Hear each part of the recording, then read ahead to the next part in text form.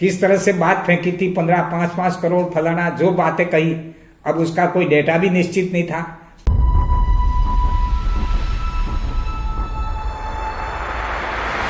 Channel को subscribe करें और बेल आइकन जरूर दबाएं। राजस्थान में विधानसभा चुनाव 2023 का दंगल शुरू हो गया है। ऐसे में पल पल की खबरें देखने के लिए बने रहिए हमारे साथ। आज की ताजा खबर, आदिवासी पार्टी के डूंगरपुर विधायक की दावेदारी के मामले में बीटीपी के प्रदेश अध्यक्ष वेलाराम गोगरा का जोरदार बयान। डूंगरपुर, राजस्थान के डूंगरपुर जिले के अंतर्गत भारत आदिवासी पार्टी यानी बाप के पिछले 2 दिन पूर्व विधायक उम्मीदवारों की एक सूची जारी की गई थी, जिसमें डूंगरपुर जिले की सागवाड़ा एवं डूंगरपुर विधानसभा सीट को लेकर सिलेक्शन प्रणाली के आधार पर उम्मीदवारों का चयन नहीं हो सका, जिसको लेकर कांतिभाई आदिवासी ने अपनी बाप पार्टी का फाउंडर मेंबर होने के नाते बिना किसी सिलेक्टर प्रणाली के अपने नाम की घोषणा करने की मंशा जाहिर की। लेकिन पार्टी के पदाधिकारी एवं उम्मीदवारों ने इस पर मंशा पर सहमति नहीं बनी, जिसको लेकर डूंगरपुर विधानसभा सीट के प्रत्याशी के रूप में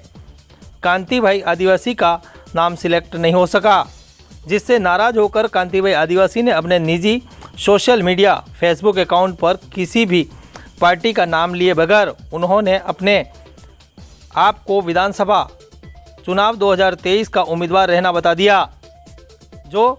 फेसबुक अकाउंट के निजी पेज पर अपलोड होते ही उनके प्रशंसकों ने एवं शुभचिंतकों ने उन्हें बधाइयाँ देना शुरू कर दिया। लेकिन इस प्रकार की प्रक्रिया से आम सहमति नहीं बनी, जिसको लेकर भारतीय ट्राइबल पार्टी यानी बीटीपी के प्रदेश अध्यक्ष वेलाराम गोगरा ने बीटीपी के दोनों विधायक कांतिभाई आदिवासी पर जोरदार तरीके से नई पार्टी बनाने के मुद्दे पर काकरी डूंगरी उपद्रव कांड के साथ दोनों विधायकों के काम करने की मंशा पर सवाल उठाए। साथ ही उन्होंने कांग्रेस के बागीदोरा विधायक महेंद्रजीत मालविया के 5-5 करोड़ वाले बयान को भी याद किया। उन्होंने कहा कि कहीं न कहीं कांग्रेस के दबाव में आकर उन्होंने काकरी डूंगरी उपद्रव के मामले में राजस्थान में आगामी विधानसभा चुनाव 2023 को लेकर हर पार्टी कहीं न कहीं अपने प्रत्याशियों को लेकर सूची जारी कर रही है। ऐसे में डूंगरपुर में भी बाप पार्टी ने भी अपनी सूची तैयार कर कल जाहिर कर दी है। उसमें डूंगरपुर सीट को लेकर एक बड़ा विरोध का मामला सामने आ रहा है, जिसमें डूंगरपुर सीट के प्रत्याशी की घोषणा नहीं हुई, लेकिन कांतिभाई आदिवासी जो बीटीपी के साथ में पूर्व में थे और वर्तमान में बाप पार्टी के साथ हैं, भारत आदिवासी पार्टी के साथ, और अपने आप पे एक फेसबुक अकाउंट पर उन्होंने अपनी खुद की आईडी पर सोशल मीडिया पर अपने आप को उम्मीदवार घोषित कर दिया और उनके कई लोगों ने उनको सोशल मीडिया पर बधाइयाँ देना शुरू कर दिया। ऐसे में आप क्या कहना चाहेंगे? पार्टी को बहुत कम टाइम हुआ है, करीब 1 महीना और 11 दिन हुए हैं, तो आप उस बाप पार्टी को लेकर क्या कहना चाहेंगे? ये कहीं ना कहीं सारे लोग आपके साथ जुड़े हुए थे। तो बिल्कुल ठीक कहा। ये जितने भी दक्षिण राजस्थान के लोग हैं वो भारतीय ट्राइबल पार्टी जो एक सुरक्षा कवच के रूप में आई थी, उसका एक बहुत बड़ा उनके जो सोच में बदलाव आया था उसको करने में सक्षम हुए। लेकिन जैसा कि आपने प्रश्न किया है, मुझे बड़े खेद के साथ कहना पड़ रहा है कि भारतीय ट्राइबल पार्टी के मैंडेट तले जीते लोग, जिसमें दोनों विधायक कांतिभाई, ये लोग जब एक सुरक्षा कवच के तहत इस मैंडेट के लिए चुनाव लड़े और 2 बार टिकट नहीं मिलेगा, ये जो बात तय हुई थी, उसके चलते इन तीनों व्यक्ति ने नई पार्टी का गठन किया गया, जो इस क्षेत्र के मतदाताओं के साथ बहुत बड़ा धोखा है। और ये बात इस बात से भी साबित होगी, 10, 15, 20 दिन हुए पार्टी घोषित करने के बाद मैं जो देख रहा हूं, सुन रहा हूं मीडिया में, तो ऐसा लगता है कि शायद 15-20 दिन में ही जो आपस में जो सिलेक्शन प्रणाली की जो प्रक्रिया थी, उसके पीछे असली राज की बात क्या है, इसको व्यक्तिगत स्वार्थ और व्यक्तिगत ईगो के चलते आज जो संवाद हो रहा है बाप के कैंडिडेटों के बीच में और जो कांति भाई को लेकर घटना है, ये बात इस बात को साबित करती है कि शायद हो सकता है आने वाले टाइम में इन्हीं में से दूसरी पार्टी और बनाएंगे, तो ये जनता के साथ में बहुत बड़ा विश्वासघात है। जबकि दोनों विधायकों और जितने भी बीटीपी से जीते पंचायत समिति सदस्य, जिला परिषद सदस्य, प्रधान का यह दायित्व था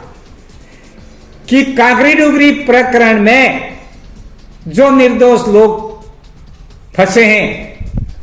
उसको पूरी तरह से उनको उससे निजात दिलाने का काम था,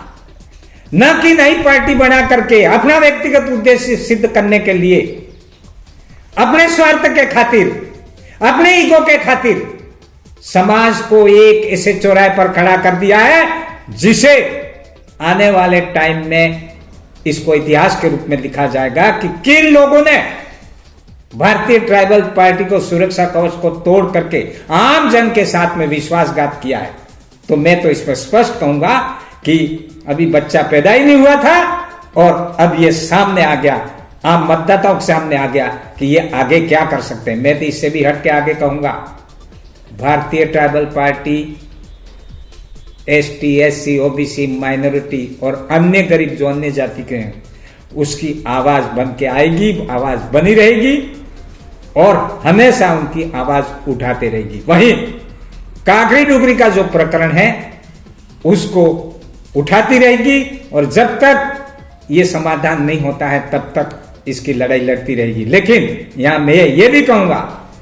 कि काकरी डुगरी का प्रकरण पूरी तरह से निपट गया होता बशर्त कि कांग्रेस के विधायक जितने भी वर्तमान हैं, मंत्री संतरी जो भी हैं, और बीजेपी के जो मंत्री संतरी हैं, अगर ये एक मत होते, युवाओं के प्रति विपरीत मानसिकता नहीं होती,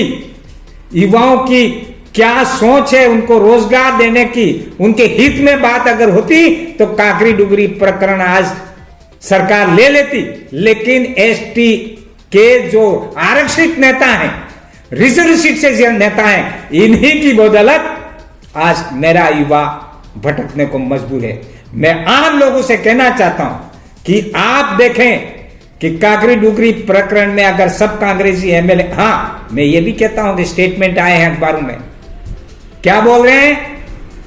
हमारे इनके खोडनिया जी और एमएलए, हम माननीय गहलोत साहब से मिले हैं हम काकरी डुगरी के प्रकरण में। अरे हम बीटीपी की बात नहीं मानते, ठीक था, लेकिन आपके ही मंत्री संतरी जब गहलोत साहब को बोल दिया है तो आज तक आपने क्यों नहीं स्वीकार किया? इसका मतलब कांग्रेस की मानसिकता आदिवासी के विरोधी है, बीजेपी की तो है ही,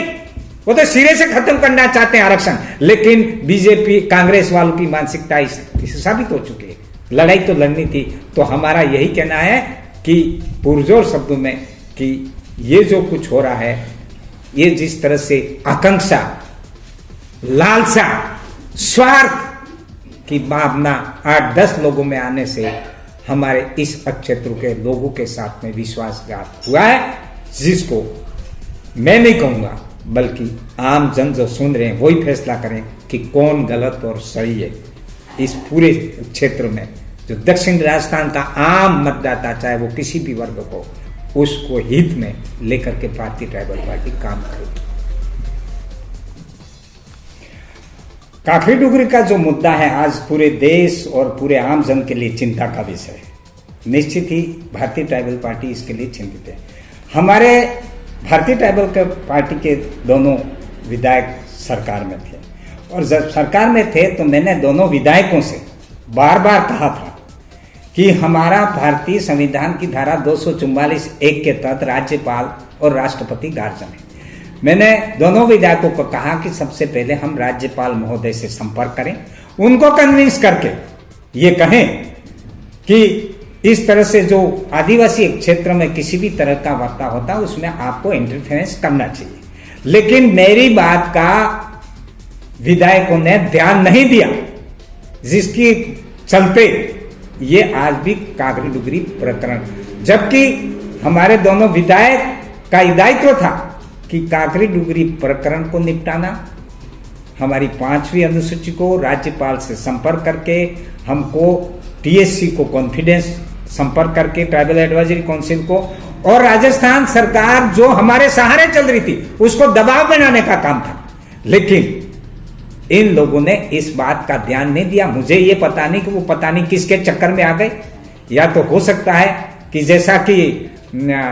मालविया जी ने किस तरह से बात फेंकी थी, 5 करोड़ फलाना जो बातें कही,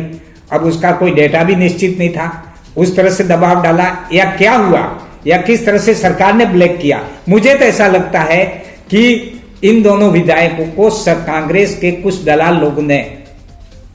इनको किसी रूप से हाईजेक करके समाज के इस क्षेत्र के हित में